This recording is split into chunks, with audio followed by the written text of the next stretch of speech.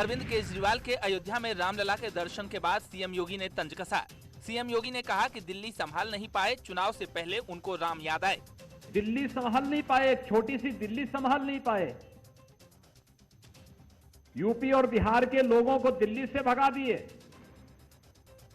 और जब उत्तर प्रदेश विधानसभा का चुनाव आ रहा है तो उत्तर प्रदेश नजर आ रहा है। पहले भगवान राम को गाली देते थे, लेकिन आज जब लगता है कि अब राम के बगैर नैया पार होने वाली नहीं है, तब अयोध्या में राम जन्मभूमि में दर्शन करने भी आ रहे हैं। अच्छी बात है। राम के महत्व को, राम के अस्तित्व को कम से कम इन्होंने स्वीकार तो किया। वहीं आम आदमी पार्टी का कहना है कि अयोध्या यूपी में है तो किसी को राम मंदिर के दर्शन के लिए सीएम योगी की इजाजत लेने की जरूरत नहीं है। राम पूरे देश और हर हिंदू के आस्था के केंद्र है। पहले आदमी हैं जिनको परेशानी है कि कोई राम से मिलने आ गए।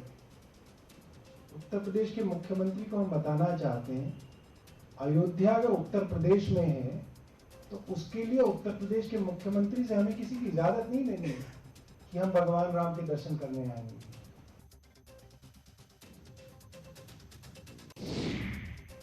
दिल्ली के सीएम अरविंद केजरीवाल सोमवार को 2 दिन के लिए अपने अयोध्या दौरे पर पहुंचे, जहां केजरीवाल ने आज रामलला और हनुमानगढ़ी के दर्शन किए और आशीर्वाद लिया। इसके साथ केजरीवाल ने अयोध्या दौरे को लेकर बड़ा चुनावी दांव चला है। केजरीवाल ने दिल्ली से अयोध्या तक बुजुर्ग तीर्थयात्रियों के लिए मुफ्त यात्रा का ऐलान किया है। इसके साथ ही केजरीवाल ने ऐलान किया कि यूपी में आम आदमी पार्टी की सरकार अगर बनती है तो यूपी के हर जिले से अयोध्या तक श्रद्धालुओं को यात्रा मुफ्त करवाई जाएगी। उस योजना के तहत हम आना जाना रहना खाना पीना, एसी ट्रेन से आते हैं लोग, एसी होटल में उनको रुकवाते हैं, सब कुछ सरकार बेयर करती है और जनता को कुछ नहीं देना पड़ता। तो दिल्ली के लिए कल ये योजना अयोध्या के लिए भी मंजूर हो जाएगी। उत्तर प्रदेश में अगर हमारी सरकार बनती है तो उत्तर प्रदेश में भी हम लोग सभी उत्तर प्रदेश वासियों को अयोध्या राम जी के दर्शन कराने के लिए सबका फ्री में अरेंजमेंट करेंगे, जैसे दिल्ली में हम लोगों ने किया है। सीएम योगी ने अखिलेश यादव के मैं आ रहा हूं वाले पोस्टर पर तंज कसते हुए कहा है कि मैं आ रहा हूं का मतलब अपहरण, अराजकता, लूटपाट। इसके साथ ही सीएम ने कहा कि अपहरण, अराजकता, लूटपाट के लिए आ रहे हैं, लेकिन यह सब हम नहीं चलने देंगे। अभी मैं देख रहा था औरैया में हमारे लाखन सिंह राजपूत जी आए हैं, वहीं के हैं। एक विज्ञापन चला सपा का कि मैं आ रहा हूं, और वहां पे समाजवादी पार्टी के एक पदाधिकारी ने वहां 8 लोगों का अपहरण करके जबरदस्ती वसूली करना शुरू कर दिया। तो लोगों ने कहा, अरे क्या विज्ञापन का मतलब यही है?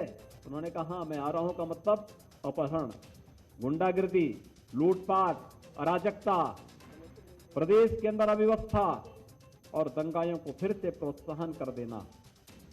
भाइयों बहनों, ये नहीं हो पाएगा। प्रदेश अब बदल चुका है।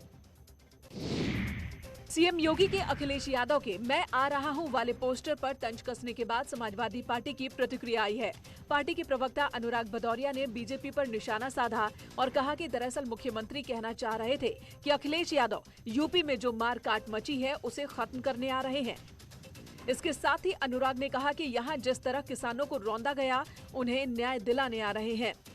दरअसल में उत्तर प्रदेश के मुख्यमंत्री योगी जी बोलना चाह रहे थे कि मेरे शासनकाल में जिस तरह से चोरी, डकैती, हत्या, लूट, मार काट, अपहरण बढ़ा है, उसे खत्म करने के लिए अखिलेश जी आ रहे हैं। और यहाँ पे जिस तरह से किसानों को रौंदा जा रहा है, उनको सजा दिलाने के लिए आ रहे हैं। और जो लोगों को पुलिस वाले बेवजह ठोक रहे हैं, उनको जेल भेजने के लिए आ रहे हैं। और जो महिलाओं का चीरहरण कर रहे हैं सरेआम, उनको सबक सिखाने के लिए 2022 में अखिलेश जी आ रहे हैं।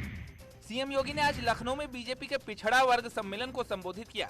आज लोधी समाज का सम्मेलन था। इस मौके पर सीएम योगी ने पिछली सरकारों पर निशाना साधा। मुख्यमंत्री ने आरोप लगाया कि विपक्ष देश की कीमत पर राजनीति करता है। सीएम ने आरोप लगाया कि ये लोग समाज के ताने बाने को तोड़ते थे। भाइयों बहनों, दलीय सीमाओं से ऊपर उठ करके लोग काम करते हैं, लेकिन जब कोई आपराधिक मानसिकता के साथ कार्य करता है तो उसी संकीर्णता के दायरे में रह करके सामाजिक ताने बाने को छिन्न भिन्न करने का कार्य करते हैं। जैसे 2017 के पहले प्रदेश में देखने को मिलता था। इन लोगों के लिए समाज मायने नहीं रखता, देश मायने नहीं रखता। ये देश की कीमत पर राजनीति करते हैं और जब पर्व और त्योहार आता है तब दंगाइयों को प्रोत्साहित करके कर्फ्यू लगाते हैं। सीएम योगी ने आज लखनऊ में नवनियुक्त जिला समाज कल्याण पदाधिकारी और जिला अल्पसंख्यक कल्याण पदाधिकारियों को नियुक्ति पत्र दिए। इस मौके पर सीएम योगी ने इन अफसरों को मंत्र भी दिए। सीएम योगी ने कहा कि पहले की भर्तियां विवादों में घिरी रहती थीं, क्योंकि पिछली सरकारों की नीयत साफ नहीं थी, लेकिन हमारी सरकार में पारदर्शी तरीके से नियुक्तियां हुई है। 2017 के पहले यही उत्तर प्रदेश लोक सेवा आयोग विवाद का एक गढ़ बना हुआ था। कितना विवाद होता था, कितने आरोप लगते थे, सीबीआई जांच होती थी, कोर्ट को उसमें रोक लगानी पड़ती थी। नियुक्ति की प्रक्रिया अगर वही गड़बड़ी होती तो आपका चयन कभी नहीं हो पाता। लटकी होती जी। ये जो 4.5 लाख नियुक्तियां हम लोगों ने की हैं 4.5 वर्ष के अंदर, ये वही नियुक्तियां हैं जिनको पिछली सरकारों के समय में अलग अलग कालखंडों में यानी 10-12 वर्षों के अंदर हो जाना चाहिए था, लेकिन हुआ नहीं।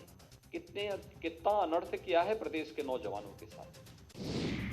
राष्ट्रीय जनसत्ता दल के अध्यक्ष और प्रतापगढ़ के विधायक राजा भैया इन दिनों अपनी पार्टी का जनाधार मजबूत करने के लिए पूरे प्रदेश में यात्राएं निकाल रहे हैं। राजा भैया ने कहा कि उनकी पार्टी को जनता का समर्थन मिल रहा है और अभी किसी भी पार्टी के साथ गठबंधन नहीं हुआ है। हम लोग जहाँ जा रहे हैं, जहाँ कार्यक्रम लग रहा है, जितना हम लोगों ने सोचा था उससे अधिक उत्साह, उससे अधिक जन समर्थन, उससे अधिक आशीर्वाद जनता का मिल रहा है। हमारे दल में जो भी निर्णय होंगे पार्टी में सर्वसम्मत से पदाधिकारियों के साथ बैठ कर के होंगे। जहाँ तक बात गठबंधन की है, अभी तक किसी भी दल से कंफर्म नहीं हुई है, कोई बात नहीं हुई है। हम जनता के बीच में जा रहे हैं आशीर्वाद मांगने, सहयोग मांगने, उनकी शुभकामनाएं लेने। उत्तर प्रदेश का चुनाव पूरे देश में सर्वाधिक चर्चित चुनाव होता है, सबसे जटिल चुनाव होता है और सर्वाधिक संख्या में राजनीतिक दलों की भागीदारी भी होती है। जनता का आशीर्वाद, जनता का आदेश, जनादेश जिसको मिलेगा वही उत्तर प्रदेश में वो राज करे। लखीमपुर हिंसा को लेकर आज सुप्रीम कोर्ट में सुनवाई हुई। पूरे मामले की सुनवाई सीजेआई की बेंच में हुई। सुनवाई के दौरान यूपी सरकार ने अपनी स्टेटस रिपोर्ट पेश की। सीजेआई ने यूपी सरकार से पूछा कि कितने गवाहों के बयान 164 के तहत दर्ज हुए हैं, जिसका जवाब देते हुए यूपी सरकार के वकील ने कहा कि अभी तक 34 गवाहों के बयान दर्ज किए गए हैं। वहीं यूपी सरकार के जवाब पर सुप्रीम कोर्ट ने सवाल खड़े करते हुए पूछा, 4000 की भीड़ में सिर्फ 23 चश्मदीद क्यों? यूपी सरकार के वकील ने कहा कि हम अदालत को अगली बार और ब्यौरा देंगे। वहीं अब मामले की सुनवाई 8 नवंबर को होगी। लखीमपुर हिंसा के मामले में सुप्रीम कोर्ट में अहम सुनवाई हुई। उत्तर प्रदेश सरकार की तरफ से वकील हरीश साल्वे ने सुप्रीम कोर्ट को जानकारी दी कि इस पूरे मामले में टोटल 68 लोगों के बयान दर्ज किए गए हैं, जिसमें से 23 चश्मदीद गवाह हैं। इस पर सुप्रीम कोर्ट ने उत्तर प्रदेश सरकार से ये कहा कि वीडियो फुटेज में ये दिखाया जा रहा है कि लगभग 1000 आदमी उस समय वहां पर मौजूद थे। ऐसे में सरकार ये सुनिश्चित करे कि ज़्यादा से ज़्यादा लोगों का बयान दर्ज किया जा सके जो आई विटनेस हो, क्योंकि उनके द्वारा ही सबूत मिल सकते हैं।